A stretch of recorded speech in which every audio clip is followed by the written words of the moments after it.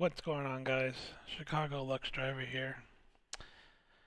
I know it's been a while since I made a video, but I was kind of going through some crap and just really wanted to get my head straight and kind of find out my path going forward. And for those who don't know, I am one of the people that regularly attend um, the rideshare garage weekly events live stream on Wednesdays. I'm assuming most of you have subscribed to me because of that. Um, so I got a lot of updates. First off, you're probably asking yourself, why do you have a picture of an Escalade in the background? Well, it's a good question because that's what I'm driving now. And I November I I bought a Porsche because Lyft was treating me very well. Obviously, because the surges were really high. So yeah, I bought the Porsche to get my take my Lyft game to the max and just farm out private clients like crazy. And then 3 days after Thanksgiving, as we all know, there was the major Lyft purge where they decreased the bonus pricing by about 80%. Um, And for me in Chicago, pretty much my driving is dependent on those surges because most of my fares are minimum fare. And so, you know, I kind of, dug myself into a hole. And, at that point, I was like, you know what? Screw this. Let me go sign up for a chauffeur's license and actually do it this time because I actually signed up summer last year, but I didn't end up doing it because again, it was just Liv was just treating me really well. So I got the chauffeurs around March, and then that was kind of the easy part. The hard part from there was actually finding a fleet owner who would be willing to let me get an SUV. And for those of you who don't know, the fleet owners here are very secretive and kind of keep things to themselves. They don't advertise online or anything. It's all word of mouth. So and most of the fleet owners are Middle Eastern, and they kind of keep it all within them. But luckily, as some of you may know, Musa, which is the person that I shed all my information on, he hooked me up with information for a fleet owner, and I got myself into a Suburban. Um, uh, Soon after that, this thing is absolute trash. But my fleet owner ended up getting a Navigator, and I had that for about 4 or 5 weeks. The problem with the Navigator was is that it kept like there kept being issues like every week. And I had to keep driving like 25, 35 miles out away from the city to go to this area, get the vehicle serviced, and then drive back. So, like every week I'd be wasting like 4 to 6 hours of my time, and like I don't know, like 5 gallons of gas, 5 or 6 gallons, or 8 gallons of gas. It just was annoying, but I was able to put up with it. And then, um, I got to the point where I had to go for another issue twice, and the second time I went there, I was stuck there for 6 hours, all day. I had to cancel private rides. I was upset. So I was like, okay, I want out of this vehicle now. And I told him like if you don't have anything, I'm gonna go look elsewhere. Luckily, again, Musa pulled through again with another contact, and I was able to get in contact with the fleet owner who only has new Escalades and Navigators. So I was like, you know what? Screw it. Let me go to the top. Now, this Navigator it's brand new. It's a 2023. It's this Escalade. Sorry, is a 2023 Escalade ESV. So it's a super long version. Literally, three full-grown adults can fit in the third row, no problem, and I have enough luggage space to carry everything. It is, it is a godsend for rides, but I'm paying $900 a week to lease this. Well, this uses premium only, so that's very very expensive. Um, so what I'm trying to say is that this Escalade is really made for someone who does like 80% private clients, maybe even more. And so I've been doing black rides now for a little over 2 months now, and I've definitely gotten my hands on things, and I've learned to capitalize when there's big events, and when there's big events, I'm doing mostly private rides, and that's the way it should be. But looking at things from a monthly perspective, you know, like those crazy demands only happen during the weekend, and yeah, I made good money during then, but um, looking at everything from a cost perspective, I've done the math. If I can get my hands on an SUV for $600-700 a week that uses a regular fuel or E85 flex fuel, I could earn more overall, at least for now. Um, so I took my current fleet and I was like, hey, look,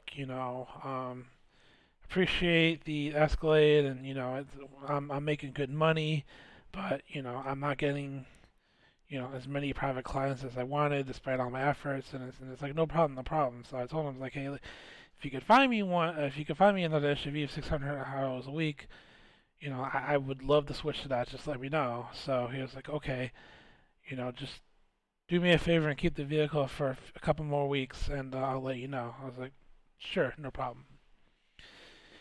You know, um, and it's at the end of the day, um,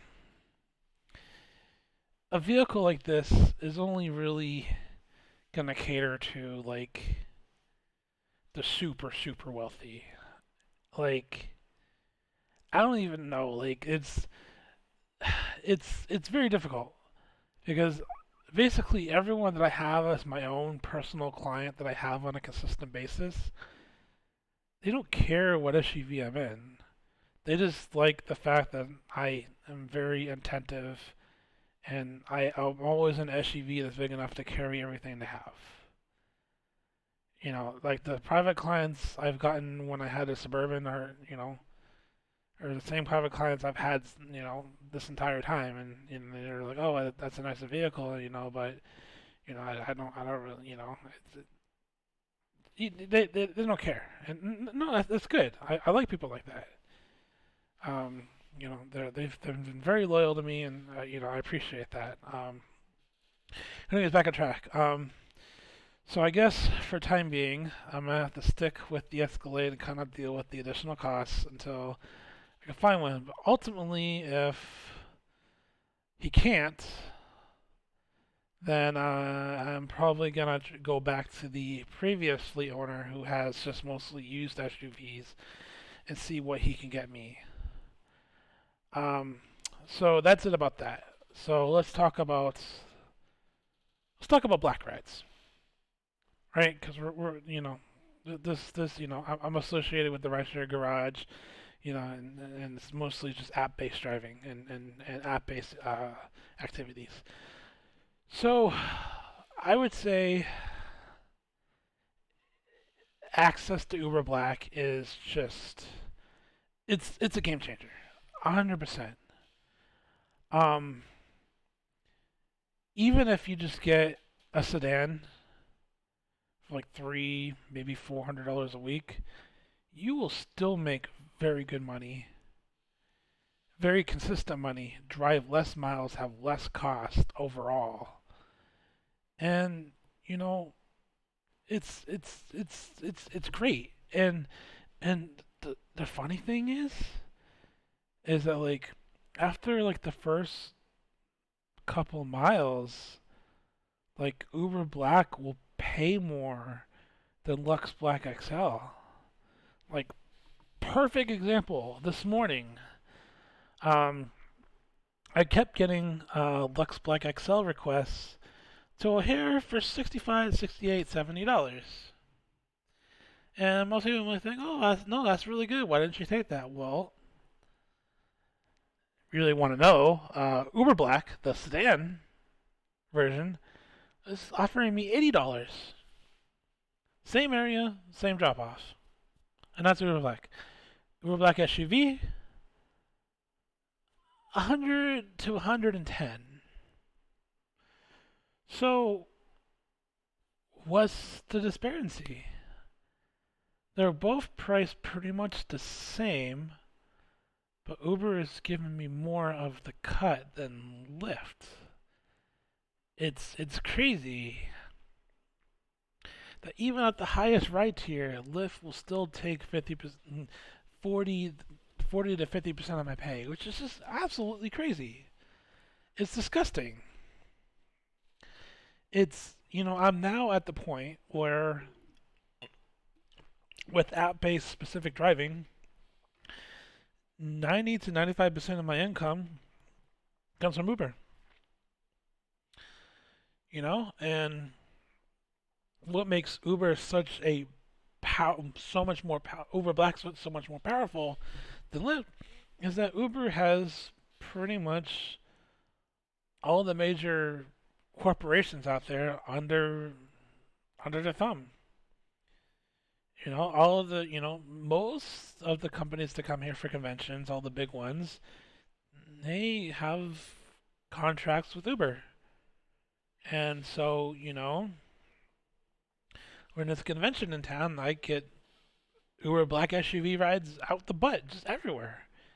And yeah, 90 to 95% of them are corporate accounts. And honestly, I'm glad because it just, as I said, like Uber Black SUV, it just pays so well. Um, that it just kind of makes Lyft obsolete. Also, the thing with Uber Black is that they make Uber Black accounts only have time counts against when you're actually driving. Because my basic Uber account counts my online time as a 12-hour total, whereas my Uber Black account only counts my driving time. So I could sit there, I could literally go online right now for 7 days straight. As long as I'm declining every ride, I could be online for 7 days straight. Can't do that with Uber or Lyft. And you might be asking, well, why does that matter? Well, as an Uber Black driver, there are times when you're doing a lot of sitting around. You know, which is why I like living where I live because during those downtimes, if I'm just fishing for rides, I can just sit in my apartment and chill. And you know, at that, during those dead times, I might only get like one request like every hour or two. But I if I get them, I can just hurry up and rush down my parking garage and head out and do them, which is this is it's just great because every other person ends up paying for parking so that they can park on the side of the street and wait for a request there. It's I've tried to do as an experiment. It's extremely uncomfortable. I couldn't do it. So earnings. If we're looking at just a pure online time perspective, I'm only making marginally more. But if we're looking at a drive time perspective, that's a completely different story. Because my drive time could be 12 to my online time could be 12 to 16 hours, but my drive time is only like 5 or 6 hours, maybe even less. And I'm averaging between $60 and $100 an hour when I'm driving. So um, I can I could easily pull you know four or five $600 a day. Like today, I only ended up um, making 269, and that was because most of the convention people have left, and I also had a private ride that I had arranged that I just recently dropped them off at. So I could have grabbed a couple of rides during that time, obviously, but I didn't because I made $140 off of that with tip.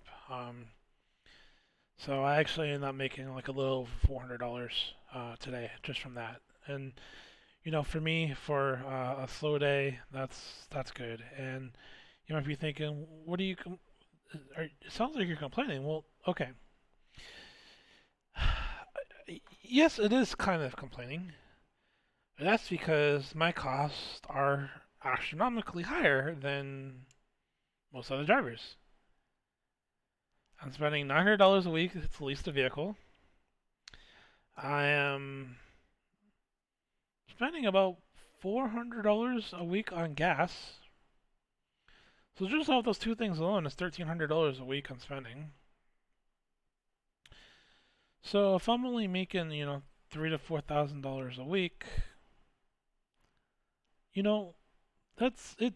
It's not that great, but um,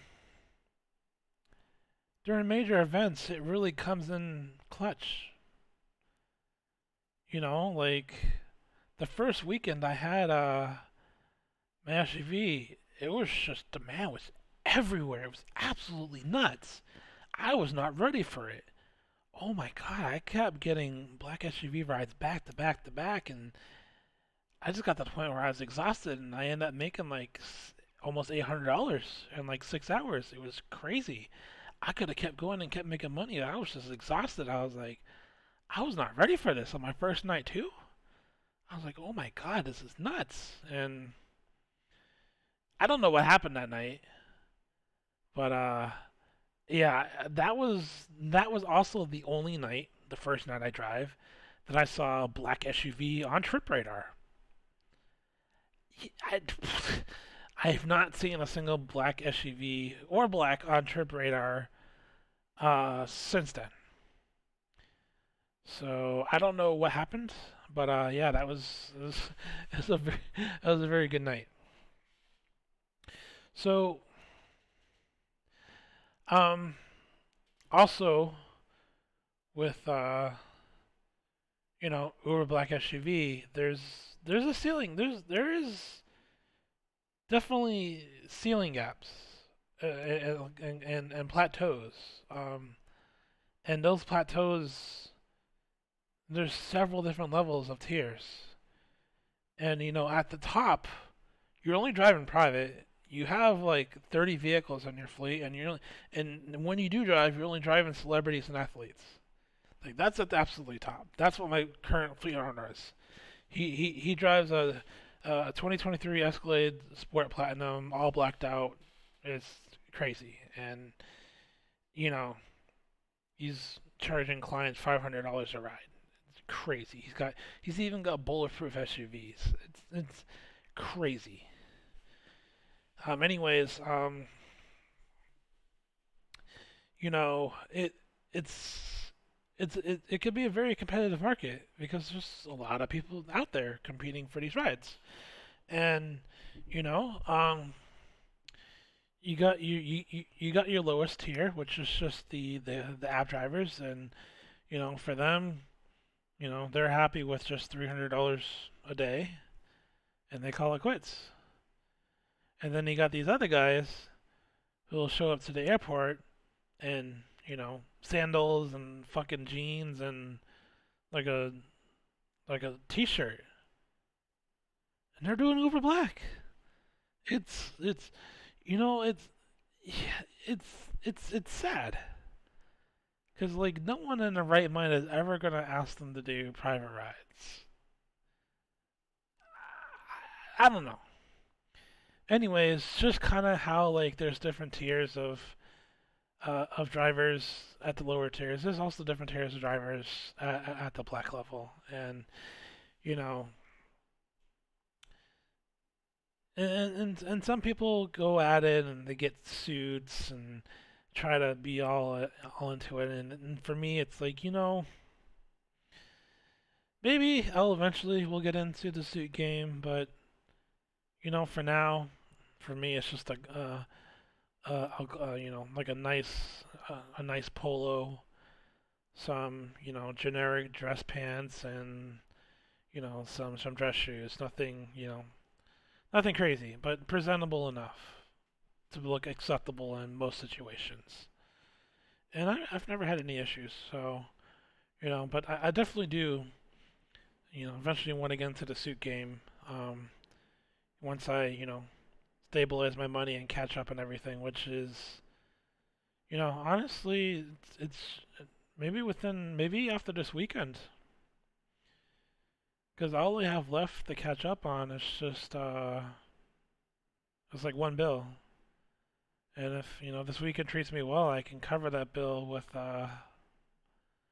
what I make. So we'll see. But yeah, so that's what I've been doing. Um, it's there's things that have opened up my eyes, and there's things that you know I can't really talk about just because there's some things that try to stay hidden, and honestly it stings, but the reality is that if everyone got into this, then it would just be dead. But um yeah, it's definitely been life changing. The people I meet, it's just it's crazy how like you know I could get or I can get a charger for $100 an hour for 3 hours and make $300 plus $100 tip. And all I'm doing is picking them up from the airport, taking them shopping, taking them and waiting for them while they shop, waiting for them while they eat, and then take them back. It's crazy and how people will come here and do that. But there's all kinds of stories and stuff I can talk about, and maybe I'll get into it in future videos. But really, the point of this video is to kind of share with everyone and generic public what I've been into, and you know that the King of Chicago is back, and I am back with a vengeance. And this summer is going to be absolutely insane. Um, I am I going to stay in the Escalade? I don't think so. It just it's too much. I'm not at the point yet where I'm consistently getting private rides enough to where I can make that monthly source of income. I'm not at that level yet. So, you know, it's it's nice, but if most of my money is coming from Uber Black SUV, I can make the same money with a Suburban than I can in the Escalade, because a lot of people they don't. I mean, some of them do. I will admit that I probably get a little bit more in tips, obviously because of the Escalade, but a lot of people don't care. And when I was driving the Suburban, I was pretty much making almost the same amount of money in tips. But it's $600 a month or $600 a week lease, and it was 85 flex fuel, so the cost was definitely a lot less. So you know we'll see how things play out. This weekend, I got a Vegan Fest and Heat Wave Music Festival going on, so we'll see how that plays out, and stay tuned for some future videos. As things go on, and if you have any questions, and you should join our Rideshare Garage Discord and hang out, and you can ask me questions. And of course, if you are in the Chicago market and you want to learn how to take things to the max, no matter what your financial situation is, no matter what ride types you want to do, I'm always offering my $100 course. I will set you straight. I will teach you my secrets, and I guarantee you will make significantly more in less hours driving. So, thank you all for tuning in, and I'll see you on the next one.